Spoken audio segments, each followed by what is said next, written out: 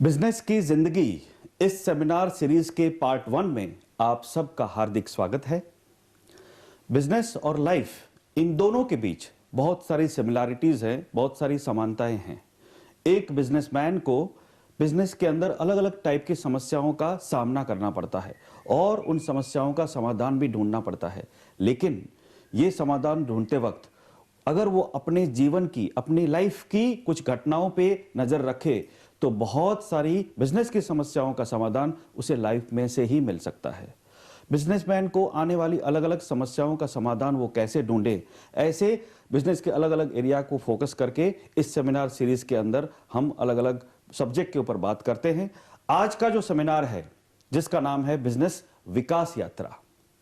एक बिजनेसमैन एक नए बिजनेस की जब शुरुआत करता है, एक छोटा सा बिजनेस जब वन मैन शो की तरह शुरुआत होता है, उसके बाद वो आगे बढ़ता है और एक छोटे बिजनेस से बड़ा एक बिजनेस साम्राज्य खड़ा कैसे हो, इस स्मॉल स्केल से लार्ज स्केल तक की जो यात्रा है, उस विकास यात्रा के अंदर बहुत सारे बीच में विघ्न आते हैं, बहुत सारी प्रॉब्लम्स आती हैं और उसका समाधान कैसे हो और उसका सॉल्यूशन क्या हो सकता है, इसके बारे में इस बिजनेस विकास यात्रा सेमिनार के अंदर आज हम बात करेंगे। किसी भी बिजनेसमैन को उसका बिजनेस किसी भी लेवल पे हो, उसको आज कुछ ना कुछ इस सेमिनार के जरिए मार्गदर्शन मिल सकेगा, ऐसी मुझे होप है और विश्वास भी है। एक बात मैं क्लियर करना चाहता हूं कि थ्रू आउट द सेमिनार मैं बात करूंगा बिजनेसमैन के बारे में। इसका मतलब ये नहीं कि मैं ये कहना चाहता हूं कि बिजनेस सिर्फ मैन ही करता है या वुमन बिजनेस नहीं कर सकती। जब मैं बिजनेसमैन बोलता हूं, मेरा मतलब है बिजनेसमैन या तो बिजनेस वुमन यानी कि बिजनेस पर्सन। सो जो महिलाएं जो बिजनेस करती हैं उनको मैं रिक्वेस्ट करता हूं कि मेरे बिजनेसमैन वर्ड से बुरा ना माने, क्योंकि मेरा मतलब यही है कि बिजनेस पर्सन, चाहे वो मैन हो या वुमन, लेकिन बार बार बिजनेसमैन बिजनेस वुमन ऐसा बोलना अच्छा नहीं होता, इसलिए मैं बिजनेसमैन बोलता हूं।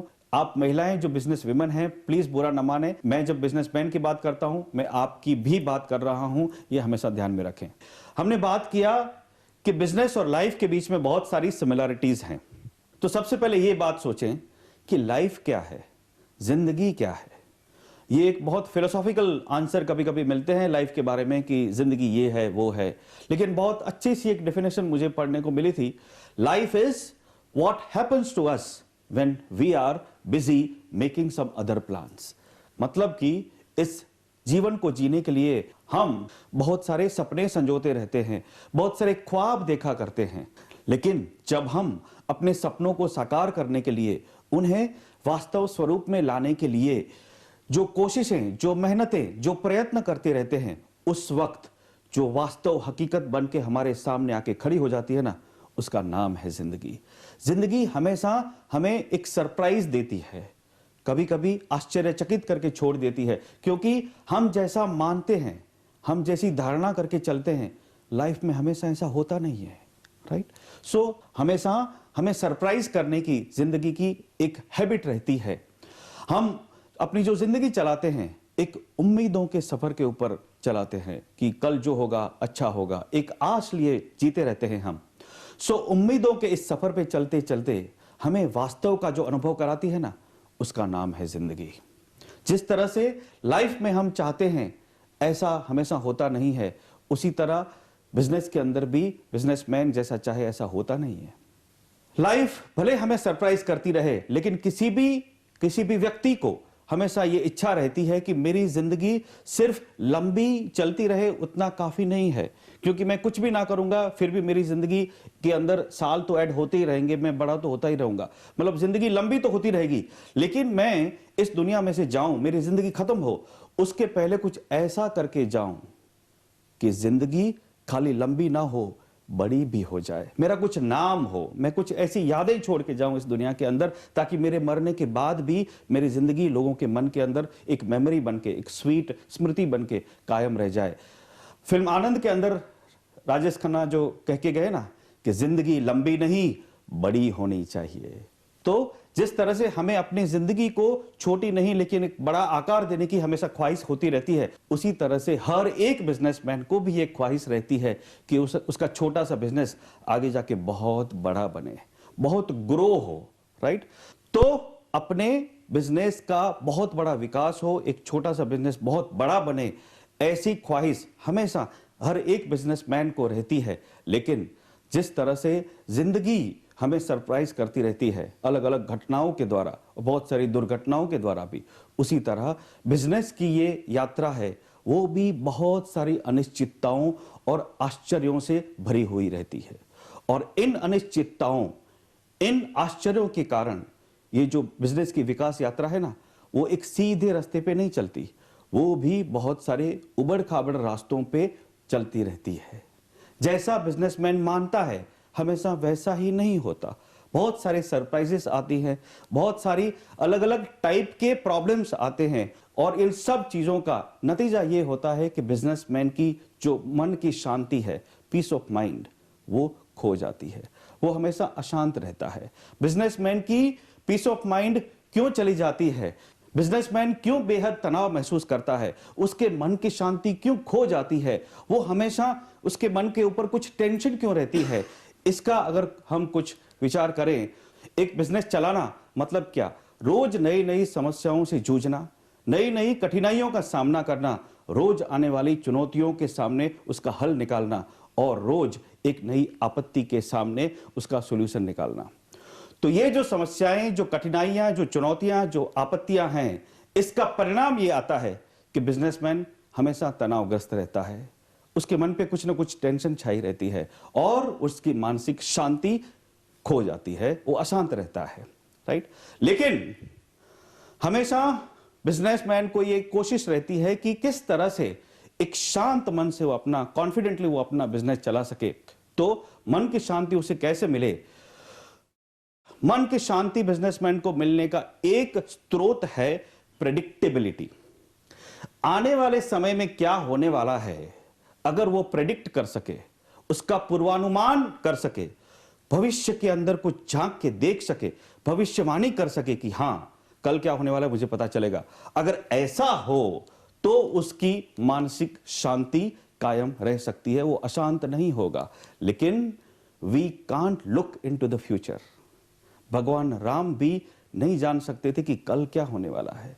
हम भविष्य को तो जान नहीं सकते, हां भविष्य को जानना मुश्किल है, लेकिन आज जो हो रहा है उसका भविष्य के ऊपर क्या असर होने वाला है, आज की जो करंट अफेयर्स है उनकी इंपैक्ट आने वाले समय के ऊपर क्या होगी, उतना अगर हम पूर्वानुमान कर सकते हैं तो बहुत हद तक उसकी असर बिजनेस पे कैसे होगी उसके बारे में हम अटकल लगा सकते हैं, और फिर उसके आधार पर हम अपने बिजनेस के डिसीजन लेंगे, कुछ फैसले ऐसे करेंगे ताकि भविष्य की जो अनिश्चितताएं हैं उनको हैंडल करने में हमें एक कॉन्फिडेंस मिले। सो आज की वास्तविकताएं क्या हैं, आज की करंट रियलिटीज क्या हैं, उसके बारे में हम बात करें तो सबसे पहला जो चीज हमें ध्यान रखना है कि पूरी दुनिया में जो पावर का सोर्स है वो बदल गया है। पावर माने कि ताकत एक ऐसी करेंसी है जो एक कंट्री के पास से दूसरी कंट्री के पास, या एक व्यक्ति या व्यक्तियों का एक समूह होता है उनके पास से दूसरे अलग व्यक्तियों के समूह के पास चलता रहता है। Meaning power is a moving currency जो एक जगह से दूसरी जगह पे हमेशा घूमती रहती है। तो ये ताकत, ये जो पावर है, इसका स्रोत पहले जो था, अगर आप प्राचीन समय को देखें, बहुत एंशियंट टाइम्स को देखें, तो ताकत पाने का एक ही जरिया था, वायोलेंस, हिंसा। मतलब किसी के ऊपर अटैक करके, अतिक्रम करके, लड़ाई करके, जंग करके, उसको युद्ध में हरा के, अपने बाजू बल से, अपनी भुजा शक्ति से लोग दूसरों के ऊपर ताकत जमाते थे, उनको कंट्रोल करते थे और खुद पावर हासिल करते थे। ये ताकत का एक स्रोत था हिंसा यानी वायोलेंस। उसके बाद पिछले 200 या 300 साल की हिस्ट्री अगर आप देखें तो हिंसा नहीं, लेकिन कैपिटल, पूंजी, जिसके पास पैसा ज्यादा हो इन्वेस्टमेंट करने के लिए, वो बहुत सारे इन्वेस्टमेंट करके बहुत सारी चीजों का प्रोडक्शन करने का, फैक्ट्री वगैरह डाल सके और उसके जरिए बहुत सारा पावर पा सके। तो सेकंड फेज जो आया, उसके अंदर पावर का जो स्रोत था वो था कैपिटल, इंडस्ट्रियल युग था वो। लेकिन आज का समय अगर हम देखें तो आज के समय में वास्तविकता यह है कि ताकत का स्रोत ना तो वायोलेंस है, हिंसा है, या तो कैपिटल है, पूंजी है। नो, ये दोनों ताकत के स्रोत बदल चुके हैं। आज के टाइम में ताकत का स्रोत है ज्ञान, नॉलेज। और ये जो नॉलेज है, जो कि पूरे इक्वेशन बदल रहा है, और हम जानते हैं जैसे an idea can change our life. एक आइडिया आपकी जिंदगी बदल सकता है। तो नॉलेज के अंदर ये एक पावर है और ये एक नई करेंसी है पावर की। और इस करेंसी बदलने से, पावर का एक स्रोत बदलने से बहुत सारी चीजें बदली हैं। और एक एज ए बिजनेसमैन हमें आज की इस करंट रियलिटी के बारे में अवेयर होना जरूरी है कि आज का ये नया स्रोत है पावर का, नॉलेज, तो इससे हमारे बिजनेस के ऊपर क्या क्या असर पड़ता है, इसके बारे में हम कुछ बात देखेंगे। दूसरी एक जो वास्तविकता है कि इस पावर के डिस्ट्रीब्यूशन के जो इक्वेशन है, समीकरण है, ये जो पावर जो अलग अलग लोगों के पास जमा हुआ है, उसका जो डिस्ट्रीब्यूशन होता है, उस डिस्ट्रीब्यूशन का समीकरण भी बदल रहा है। मतलब पहले जो कुछ लोगों के पास पावर था, अभी वो किसी और लोगों के पास पावर इकट्ठा होने लगा है। पहले जो लोग पावरफुल थे, अभी कुछ और लोग, अलग टाइप के लोग पावरफुल होने लगे हैं। और इसका रीजन भी ये है कि पावर का स्रोत जो नॉलेज है, आज जिसके पास नॉलेज ज्यादा है वो ज्यादा पावरफुल हो सकता है। तो किस तरह से पावर का ये डिस्ट्रीब्यूशन इक्वेशन बदल रहा है, उसके बारे में हम कुछ बात करेंगे। क्योंकि ये जो विभाजन के, ये जो बंटवारे के जो दस्तूर बदल रहे हैं, उससे बहुत सारी पावर इक्वेशंस चेंज हो रही है। कैसे? तो हम सबसे पहले देखें, पावर का इक्वेशन विश्व लेवल पे बदल रहा है। ग्लोबल लेवल पे पावर इक्वेशन अभी तक जो डेवलप्ड कंट्रीज थे, जो विकसित देश थे, अमेरिका है या यूरोप की कंट्रीज थे, जिन्होंने बहुत सारा टेक्नोलॉजिकल डेवलपमेंट किया था, उनके पास पावर अभी तक था। लेकिन आज के समय में ये जो पावर है ये शिफ्ट हो रहा है। आज जो इमर्जिंग कंट्रीज हैं, जो विकासशील देश हैं, BRIC जो कंट्री जिसको कहते हैं, जैसे ब्राजील या रसिया या इंडिया या चाइना, ये 4 विकासशील देश हैं जिसके पास विकसित देशों के कंपैरिजन में बहुत सारा ज्यादा पावर आज जमा हो रहा है। ये जो विकासशील देश हैं अब ज्यादा पावरफुल हो रहे हैं। सो ग्लोबल लेवल पे पावर डिस्ट्रीब्यूशन का इक्वेशन इस तरह से बदल रहा है। Right, okay.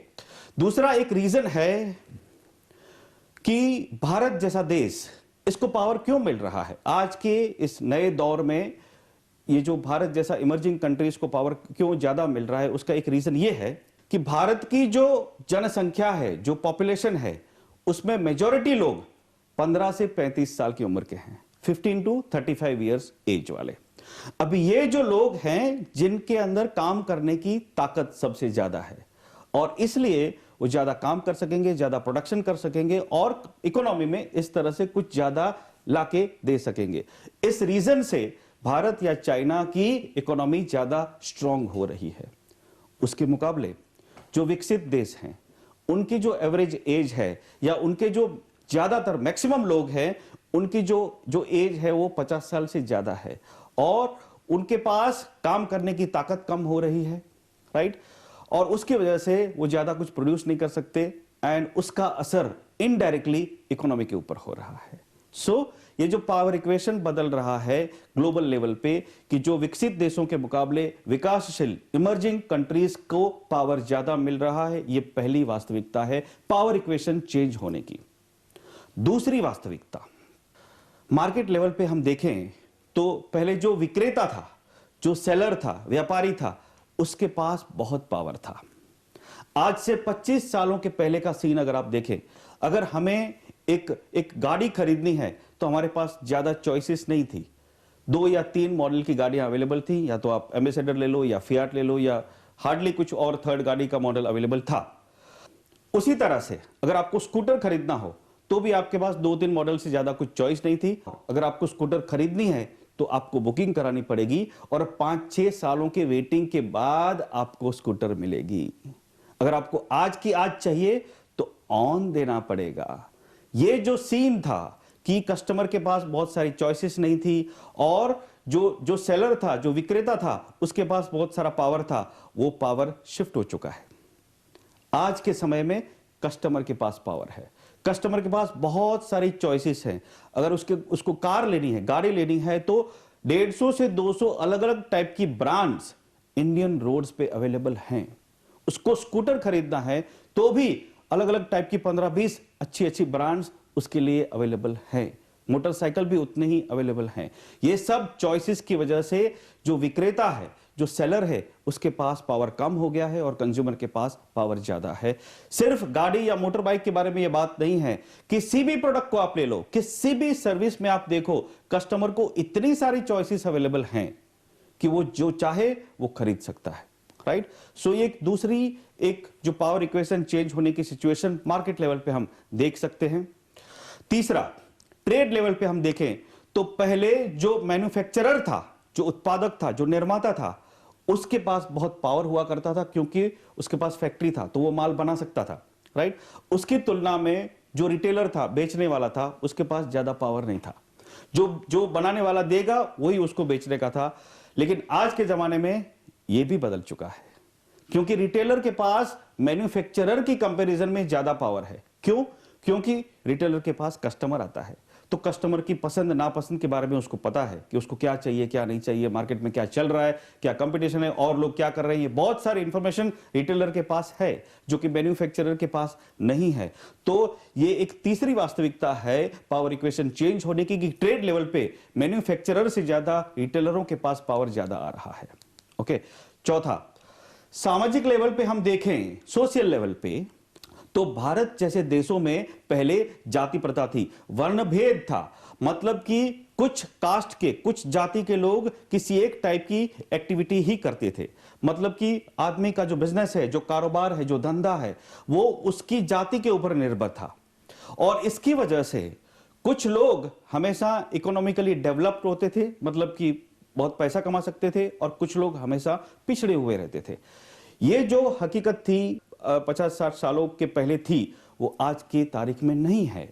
आज किसी भी वर्ण का, किसी भी जाति का कोई भी पर्सन जो चाहे वो पढ़ सकता है, किसी भी कारोबार में जुड़ सकता है, कोई भी व्यवसाय कर सकता है। तो सोशल लेवल पे भी जो पहले पावर किसी एक जाति के लोगों के पास केंद्रित था, वो भी बदल गया है। अब ये पावर जाति के बेस पे नहीं रहा। ओके, किसी भी वर्ण, किसी भी जाति के लोगों के पास ये पावर अभी उपलब्ध है। तो सोशल लेवल पे पावर डिस्ट्रीब्यूशन का इक्वेशन इस तरह से बदल हो चुका है क्योंकि जाति प्रथा, वर्ण भेद खत्म हो गया है। कोई भी व्यक्ति, कोई भी व्यवसाय और कोई भी कारोबार आज कर सकता है। राइट? ओके, अभी आगे जाके हम देखें कि पावर इक्वेशन हमारे घर में भी चेंज हो गया है। पहले जो स्त्रियां थी, जो महिलाएं थी, वो सिर्फ घर की 4 दीवारी के अंदर सीमित रहती थी और खाना बनाना, बच्चों का पालन पोषण करना, यही उनकी एक्टिविटी रहती थी। लेकिन आज की महिला बहुत एजुकेटेड हो गई है, बहुत शिक्षित हो चुकी है, बहुत एक्टिव है और बहुत सारी क्वालिफिकेशन उसने प्राप्त की है। उसकी वजह से महिलाएं एम्पावर्ड हुई हैं, उनके अंदर भी एक अलग टाइप की एबिलिटी डेवलप हुई है। अनेक क्षेत्रों में वो काबिल हुई हैं, निपुण हुई हैं और इनकी ये जो सक्रियता है, इनकी वजह से वो भी इस समाज के अंदर बहुत सारा पावर शेयर कर रही हैं मर्दों के साथ।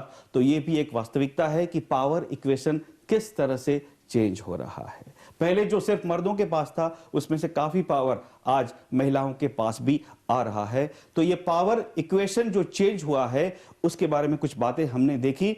अब कुछ और करंट रियलिटीज के बारे में हम बात करें तो अभी तक के जितने भी पारंपरिक आदर्श थे, जो ट्रेडिशनल रोल मॉडल थे, रोल मॉडल माने कि जिसको हम बहुत रिस्पेक्टफुली देखते हैं, बहुत इज्जत करते हैं और उसके जैसे बनने की हमेशा ख्वाहिश रखते हैं, ऐसे जो पारंपरिक रोल मॉडल थे, वो बहुत सारे रोल मॉडल क्रैश हो रहे हैं, टूट रहे हैं। मतलब हमें अभी उनके लिए उतना रिस्पेक्ट नहीं रहता जितना पहले हुआ करता था।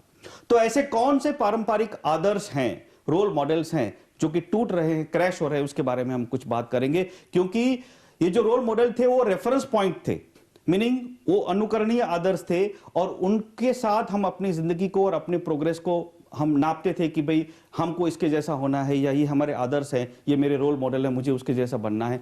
आज तो ये रोल मॉडल ही क्रैश हो रहे हैं। तो ऐसे कौन से रोल मॉडल क्रैश हो रहे हैं उसके बारे में हम बात करेंगे। सबसे पहला जो रोल मॉडल क्रैश हो रहा है वो है रिलीजियस गुरुज, धर्म गुरुज। जो धर्म गुरु है, पहले वो ऐसा था कि जाति प्रथा थी, उस वक्त की बात है कि बहुत सारे लोग रिलीजियसली एक ही रिलीजन से जुड़े थे और उस धर्म के गुरुओं के संपर्क में ही थे। तो वो जो धर्मगुरु कहते थे कि स्वर्ग का मार्ग यही है और मोक्ष मार्ग जाने के लिए यही रास्ता चुनना पड़ेगा, तो उतनी ही इंफॉर्मेशन उन शिष्यों के पास थी। जो धर्मगुरु के अनुयायी थे, जो फॉलोअर थे, उनको कुछ ज्यादा पता नहीं था। आज सिचुएशन बदल रही है। आज का जो शिष्य है, जो चेला है, जो डिसाइपल है, वो किसी एक धर्मगुरु के पास ही नहीं जाता, वो अलग अलग धर्मगुरुओं के सामने जाके बैठता है। तब उसको पता चलता है खाली धर्मगुरु नहीं, लेकिन बहुत सारे स्पिरिचुअल गुरुज भी अभी तो अवेलेबल हैं, जो लोगों को गाइड करने के लिए कि स्वर्ग कैसे जाया जा सकता है या मोक्ष का मार्ग कैसे होता है। तो आज का जो शिष्य है उसको ज्यादा पता है कि मोक्ष मार्ग जाने के कितने अलग अलग रूट्स पॉसिबल हैं, जो कि पहले नहीं हुआ करता था। और इस वजह से जो धर्मगुरु नाम का रोल मॉडल है वो टूट रहा है। ऑफ कोर्स अभी भी बहुत सारे लोग धर्मगुरु को रिस्पेक्ट देते हैं, उनको मानते हैं, लेकिन उनकी संख्या कम हो रही है और आने वाले समय में यह संख्या और भी कम होगी, क्योंकि बहुत सारी अलग अलग एडिशनल इंफॉर्मेशन पता चलने लगी है, बहुत सारे ऑप्शंस मिलने लगे हैं, उनको विस्तृत जानकारी मिल रही है। तो ये एक रियलिटी है कि धर्मगुरु नाम का रोल मॉडल धीरे धीरे क्षीण हो रहा है, टूट रहा है, क्रैश हो रहा है। दूसरा जो रोल मॉडल है, टीचर्स, गुरु। हमारे जो टीचर्स थे वो हमेशा रिस्पेक्टेबल रहे हैं, हम हमेशा उनका आदर करते आए हैं, लेकिन आज का समय कुछ बदल गया है। आज वास्तविकता यह है कि टीचर जो कुछ भी सिखाता है, बहुत ही पुराना एक आउटडेटेड सिलेबस की सीमा में रह के उसको जो सिखाना है वही सिखा सकता है। लेकिन आज का जो स्टूडेंट है उसके पास तो बहुत सारे नए नए उपकरण हैं, बहुत सारे इंफॉर्मेशन के नए नए स्रोत हैं। अभी लेक्चरर वहां पे लेक्चर ले रहा है और सामने जो स्टूडेंट बैठा है वो नीचे अपने मोबाइल पे, इंटरनेट पे वही इंफॉर्मेशन को चेक कर रहा है कि जो सर पढ़ा रहा है वो कितना पुराना है। गूगल पे जाके देखता हूं तो उससे तो कितना सारा अपडेटेड इंफॉर्मेशन मुझे पता चलता है, राइट। सो टीचर क्योंकि बहुत पुराने सिलेबस की जो लिमिट है उसके अंदर कैद है, उसकी वजह से वो जो सिखा रहा है उसके ऊपर बच्चों को, स्टूडेंट्स को अभी ज्यादा ट्रस्ट नहीं रहा। सो टीचर एक रोल मॉडल हुआ करता था, एक आदर्श हुआ करता था, वो रोल मॉडल अभी क्रैश हो रहा है, राइट। क्योंकि टीचर्स के ऊपर इतना सारा अभी आदर लोगों को, बच्चों को, स्टूडेंट्स को हो नहीं रहा है, क्योंकि उसकी तुलना में, इस गुरु की तुलना में गूगल गुरु के पास ज्यादा इंफॉर्मेशन है, ऐसे आजकल के स्टूडेंट्स को पता लग गया है। शिक्षकों की तुलना में छात्रों के पास अधिक जानकारी है, इस वजह से भी ये जो दूसरा रोल मॉडल है वो खत्म हो रहा है टीचर्स का। तीसरा जो रोल मॉडल था कि अभी तक ऐसा माना जाता था कि जो पेरेंट्स होते हैं घर में, माँ बाप, उनके पास सबसे ज्यादा अनुभव होता था, उनके पास जिंदगी के बहुत सारे साल हमसे ज्यादा उन्होंने जिए होते, इसलिए ज्यादा एक्सपीरियंस होता था और इसकी वजह से उनको हम आदर करते थे। लेकिन आजकल के बच्चे, खास करके टीन एज के बाद जो पहुंचते हैं, उनको ये पता लगने लगता है कि हाँ, ऑफ कोर्स हमारे पेरेंट्स के पास हमसे ज्यादा एक्सपीरियंस है, लेकिन हम अपनी जिंदगी खाली उनके एक्सपीरियंसेस के आधार पे नहीं जी सकते, क्योंकि बहुत सारे अलग अलग स्रोत अभी उनके सामने अवेलेबल हैं। तो आज का जो टीनेजर है उसके पास अलग अलग नवीनतम स्रोत से इंफॉर्मेशन आ रही है, और माँ बाप और बड़ों की तुलना में बच्चों के पास अधिक जानकारी कहां कहां से आती है। आज के बच्चे टीवी से बहुत सारी चीजें जान रहे हैं, इंटरनेट उनके लिए अवेलेबल है, मोबाइल के जरिए वो बहुत सारी चीजें जान रहे हैं, उनका फ्रेंड सर्कल है, बहुत सारे नेटवर्क्स हैं जहां से वो जुड़े हुए हैं। इन सब चीजों से उनको जो इंफॉर्मेशन मिल रही है वो बहुत ज्यादा है, और सिर्फ माँ बाप के अनुभवों के ऊपर अपनी जिंदगी चलाना आजकल के बच्चों को मंजूर नहीं है। तो ये वास्तविकता हर एक पेरेंट्स को समझनी जरूरी है कि हमारे बच्चों के लिए शायद हम रोल मॉडल ना भी रहें, क्योंकि आजकल के बच्चे बहुत इन्फॉर्म्ड हैं, बहुत ही फॉरवर्ड हो चुके हैं, उनको बहुत सारी जानकारी ज्यादा मिल चुकी है जो पहले नहीं थी। तो ये तीसरा रोल मॉडल जो खत्म हो रहा है पेरेंट्स नाम का, माता पिता नाम का। चौथा जो रोल मॉडल जिसको हम पहले बहुत इज्जत करते थे, पहले डॉक्टर भगवान माने जाते थे, आज ऐसा नहीं है। पहले एक ही डॉक्टर हुआ करता था, आज तो अलग अलग स्पेशलिटी के अलग अलग टाइप के डॉक्टर्स अवेलेबल हैं, अलग अलग टाइप की हॉस्पिटल्स अवेलेबल हैं। और एक डॉक्टर अगर हमें किसी सीरियस बीमारी के बारे में बताता है तो उसके ऊपर हम 100% ट्रस्ट नहीं करते। डेफिनेटली कोई भी पेशेंट सेकंड ओपिनियन लेता है। एक चौथा रोल मॉडल जो खत्म हो रहा है डॉक्टर्स, कि डॉक्टरों के प्रति जो आदर था वो भी कम हो रहा है आज के समय के अंदर। पांचवा जो रोल मॉडल है बॉस। किसी भी कंपनी के अंदर जो मालिक होता है उसके पास ही सबसे ज्यादा नॉलेज है, या वो ही सबसे ज्यादा एजुकेटेड है, और उसके अंदर ही सबसे ज्यादा विजडम है, ऐसा पहले माना जाता था। बॉस एक रोल मॉडल हुआ करता था। आज का एम्प्लॉय बॉस को रोल मॉडल नहीं मानता, क्योंकि आज का जो कर्मचारी है, आज का जो एम्प्लॉय है, उसके पास बहुत सारे अलग अलग टाइप के ऑप्शंस हैं। वो आज उसकी मर्जी हुई कि यहां पे काम नहीं करना है तो कहीं और उसको इमीडिएटली नौकरी मिलने के चांसेस हैं। उसके बाद बहुत सारा नॉलेज है, बहुत सारी स्किल्स, काबिलियत है, बहुत सारा कौशल्य है, बहुत अलग अलग टाइप के क्वालिफिकेशन उसके पास अवेलेबल हैं। ये जरूरी नहीं है कि किसी के पास, किसी बॉस के पास कोई एक आदमी काम कर रहा है तो वो उससे कम नॉलेजेबल है इसलिए काम कर रहा है। नो, आज का आदमी, आज का कर्मचारी, एम्प्लॉय बॉस से बहुत गुना ज्यादा क्वालिफाइड और एबल हो सकता है। अपने करियर के किसी एक स्टेज पे वो किसी के पास आके काम करता है, थोड़े सालों के बाद वो आगे उधर से चला जाएगा। तो बॉस ही हमेशा रोल मॉडल रहता है, ये भी आज के समय में संभव नहीं है। तो ये पांचों रोल मॉडल जो है वो खत्म हो गए हैं। इसके बारे में भी हमें जागरूकता रखनी बहुत जरूरी है कि पहले जो धर्मगुरु थे या टीचर्स थे, जो माता पिता थे, डॉक्टर्स थे, बॉस थे, उनको जो इज्जत मिलती थी, आज वो इज्जत नहीं मिल रही है या तो कम हो रही है उसके अंदर।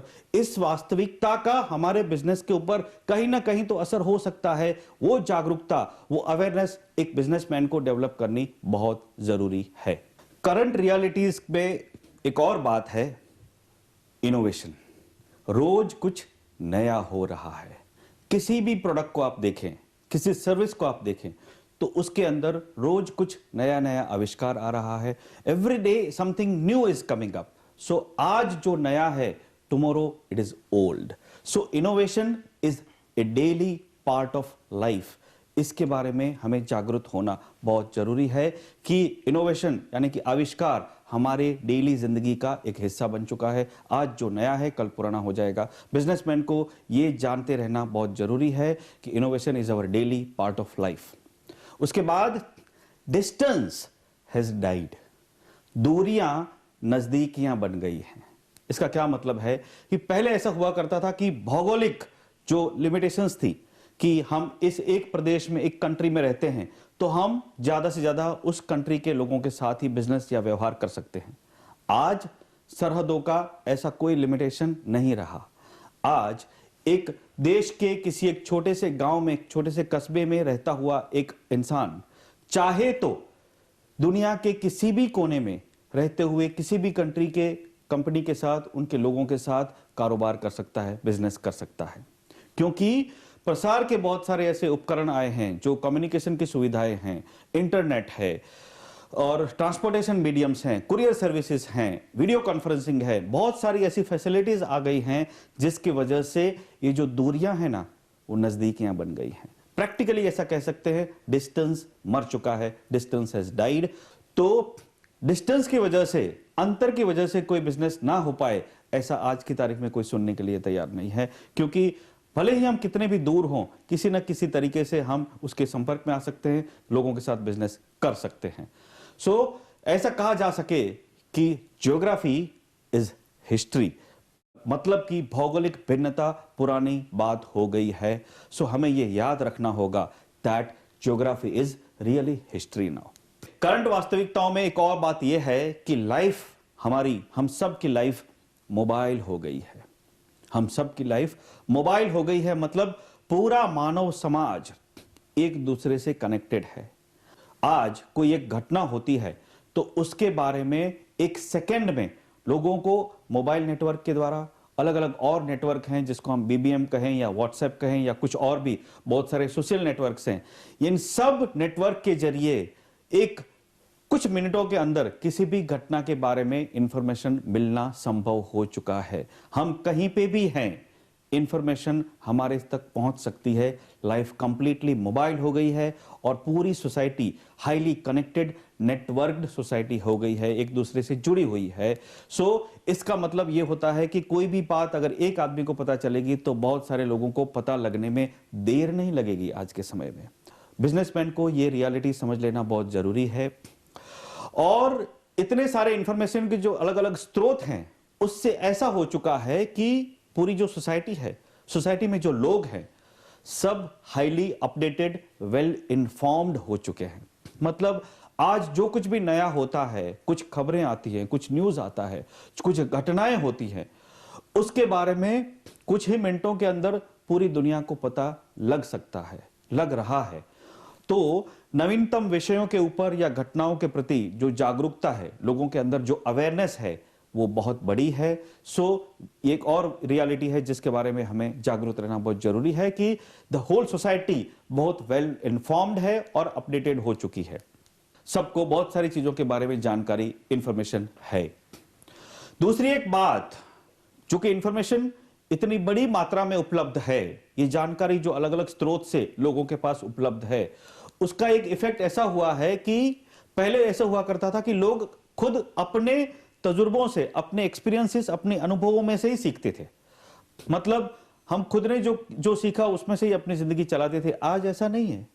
आज औरों के अनुभवों के ऊपर से, और लोगों ने क्या गलतियां की, उसमें से सीख के अपना टाइम सेव करके लोग दूसरों के अनुभवों या दूसरों की गलतियों में से कुछ सीख रहे हैं और अपना टाइम बचा रहे हैं। सो पहले जो एक्सपीरियंस की जगह थी, वो आज इंफॉर्मेशन उस जगह को ले रही है। मतलब अगर मुझे किसी एक चीज का एक्सपीरियंस नहीं है, फिर भी मुझे पता चले कि किसी और ने कुछ ऐसा ही एक्सपीरियंस किया है, तो उसकी जो सीख है उसको हासिल करके मैं उसी तरह से अपना व्यवहार कर सकता हूं, अपना डिसीजन ले सकता हूं। इन शॉर्ट, पहले जो एक्सपीरियंस का स्थान था, वो आज इंफॉर्मेशन युग में, जो नॉलेज जहां पे पावर है, इस युग में इंफॉर्मेशन से वही चीजें काफी हद तक संभव हो चुकी हैं। ये हमें समझना बहुत जरूरी है। एक और वास्तविकता के बारे में एक बिजनेसमैन को अवेयर होना बहुत जरूरी है, जिसको कहते हैं वैल्यू मैक्सिमाइजेशन। आज एक कस्टमर हमारे पास आता है कुछ खरीदने के लिए, तो हमारी प्रोडक्ट या हमारी सर्विस के दाम, रेट क्या होने चाहिए, उसके बारे में वो बहुत सारी अलग अलग जगहों से इंफॉर्मेशन लेके हमारे सामने आता है। उसको पता होता है कि हमारे कंपटीटर के इसी प्रोडक्ट के प्राइस क्या हैं, उसका रेट क्या है, ओके, उसके फीचर्स क्या है, उसमें क्या क्या सुविधाएं हैं, कितनी वारंटी है, बहुत सारी इंफॉर्मेशन उसको पता है। तो हमारे पास आने से पहले बहुत सारे वेबसाइट को वो देख सकता है, बहुत सारे सुपर स्टोर्स हैं, बहुत सारे डिपार्टमेंटल स्टोर्स हैं, अलग अलग स्रोत हैं, बहुत सारी जगहों पे जाके वो इंफॉर्मेशन पता कर सकता है कि इस प्रोडक्ट का दाम क्या हो सकता है, इसका रेट क्या हो सकता है। तो अपने खर्चे पैसों का महत्तम लाभ मिले, मैक्सिमम फायदा हो, ये जागरूकता कस्टमर के अंदर बढ़ रही है।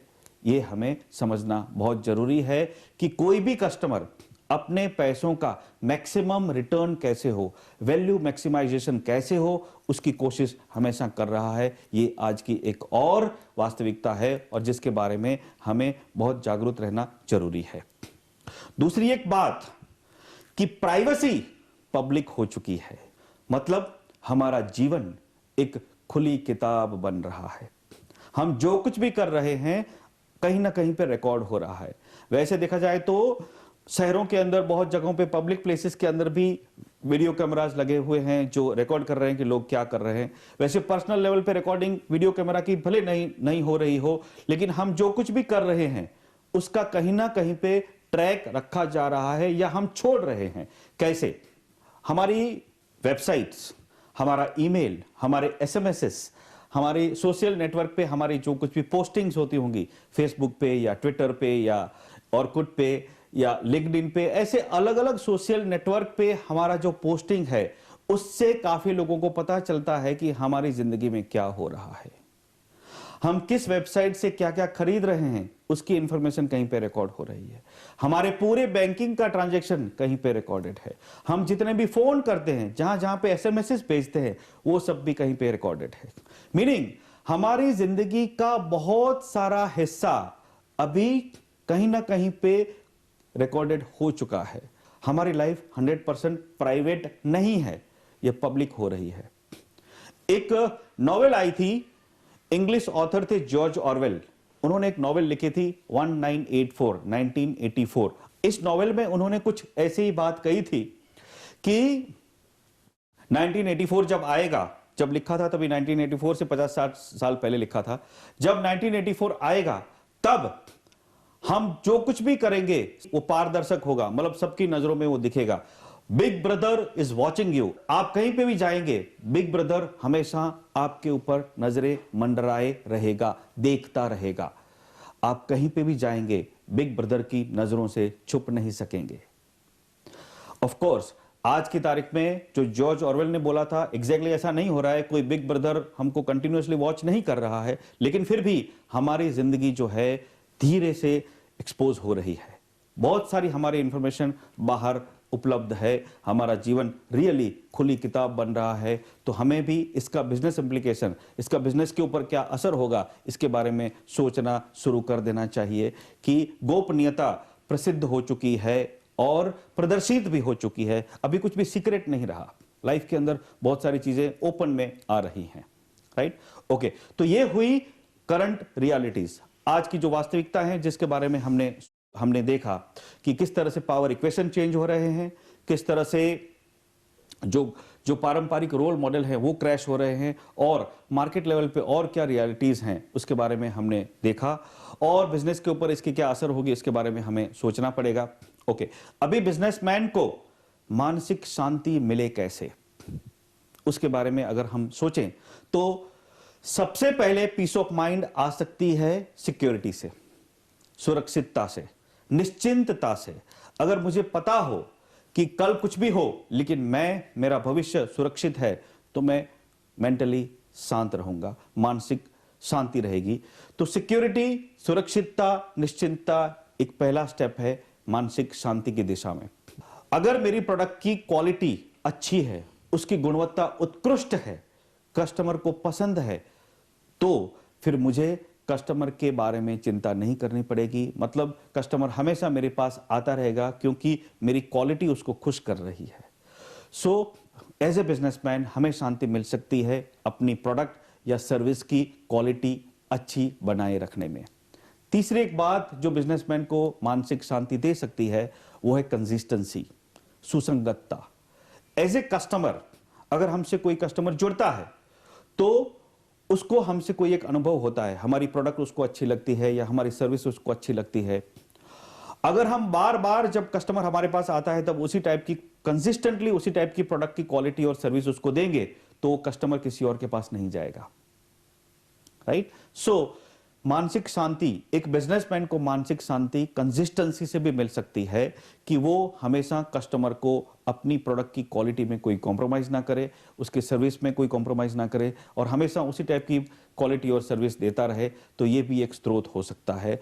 तो तीन बातें, सिक्योरिटी, क्वालिटी और कंसिस्टेंसी, ये तीन चीजें जो है बिजनेसमैन को हमेशा ध्यान में रखनी चाहिए अपनी मानसिक शांति के लिए। तो ये सिक्योरिटी है, ये क्वालिटी है, तो ये कंसिस्टेंसी है, उसको कैसे बरकरार रखें, उसको कैसे मेंटेन करें, उसके बारे में कुछ मैनेजमेंट प्रिंसिपल्स हैं जिसके बारे में हम बात करेंगे। किसी भी बिजनेसमैन को 4 मैनेजमेंट प्रिंसिपल्स के बारे में क्लियर होना बहुत जरूरी है। और ये 4 जो बातें हैं उसमें से पहली बात है मिशन। मिशन मतलब हमारे बिजनेस, हमारे कारोबार का ध्येय क्या है, उसका प्रयोजन क्या है। दूसरी बात है वैल्यूज, नैतिक मूल्य। तीसरी जो बात है विजन, हमारे बिजनेस का भावी दृश्य कैसा होगा। और चौथी जो बात है हमें समझनी है स्ट्रैटेजी, हमारी व्यूह रचना कैसे होगी। अभी ये जो मिशन है या वैल्यूज है या विजन है या स्ट्रैटेजी है, ये तो बहुत बड़े बड़े शब्द है। अभी मेरा तो एक छोटा सा बिजनेस है, उस बिजनेस में ये मिशन और विजन और वैल्यूज और स्ट्रैटेजी का क्या मतलब होता है, ऐसा लोग मानते हैं। लेकिन बिजनेस चाहे छोटा हो या बड़ा, अपने बिजनेस को बड़े स्केल पे जो लेके जाना चाहता है, ऐसे किसी भी बिजनेसमैन को ये मिशन या विजन या वैल्यूज या स्ट्रेटजी के बारे में जानना बहुत जरूरी है। और वो जानकारी अगर होगी तो डेफिनेटली वो अपने बिजनेस के अंदर उसको कहीं ना कहीं अमल कर सकेगा और उसका फायदा भी ले सकेगा। सो ये मत सोचिए कि ये बड़ी बड़ी बातें हैं और सिर्फ बड़े बिजनेसमैन के लिए है। नो, ये छोटे बड़े किसी भी बिजनेसमैन को इक्वली एप्लीकेबल हैं।